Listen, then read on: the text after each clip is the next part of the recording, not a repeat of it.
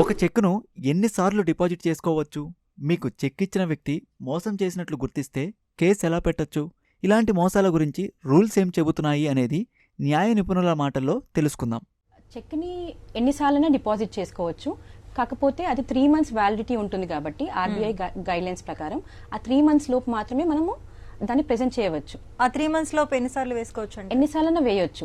కాకపోతే అది ఇప్పుడు ఫర్ ఎగ్జాంపుల్ ఇప్పుడు తను చెప్పిన విధానంలో అకౌంట్ క్లోజ్ అయిపోయింది కాబట్టి నెక్స్ట్ టైం వేసుకోవడానికి లేదు.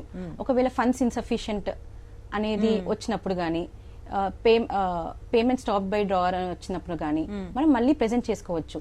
మళ్ళీ ప్రెజెంట్ చేసుకున్నప్పుడు ఏమవుతుంది అంటే మనకి లిమిటేషన్ కొంచెం పెరుగుతుంది అండ్ ఆ సెకండ్ టైం డిసానర్ అవుతుంది కదా, దాని బేసిస్ లో మనకి లీగల్ నోటీస్ ఇవ్వాలి.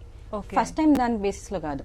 అండ్ ఒకవేళ మనం ఫస్ట్ టైం చెక్ బౌన్స్ అయినప్పుడు కూడా మనకు లీగల్ నోటీస్ ఇచ్చినా కూడా మళ్ళీ చెక్ ప్రెజెంట్ చేసుకోవచ్చు.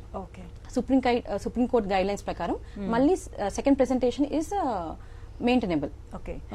ఇప్పుడు ఇంతకు ముందు కాలర్ మాట్లాడిన దాంట్లో ఏంటంటే వాంటెడ్లీ అతను కావాలని వీళ్ళకి చెక్స్ ఇచ్చేసి అకౌంట్ క్లోజ్ చేసేసారు. అలాంటప్పుడు ఎలాంటి కేసుగా నమోదు చేయొచ్చు, ఎలాంటి శిక్ష పడే అవకాశం ఉంటుంది? మనకి చీటింగ్ కేసు కానీ ఫ్రాడ్ కేసు కానీ మనకి నమోదయ్యే అవకాశం ఉంటుంది. అది పోలీసులకు రిపోర్ట్ ఇవ్వాలి. కానీ దాంతో పాటు మనం 138 NI యాక్ట్ లో కూడా వేసుకోవచ్చు. 2 కేసెస్ ప్యారలల్ గా నడుస్తాయి, సైమల్టేనియస్ గా నడుస్తాయి. సో ఒకటి వేసుకుంటే ఇంకోటి వేసుకోవడానికి లేదు అనేదానికి లేదు.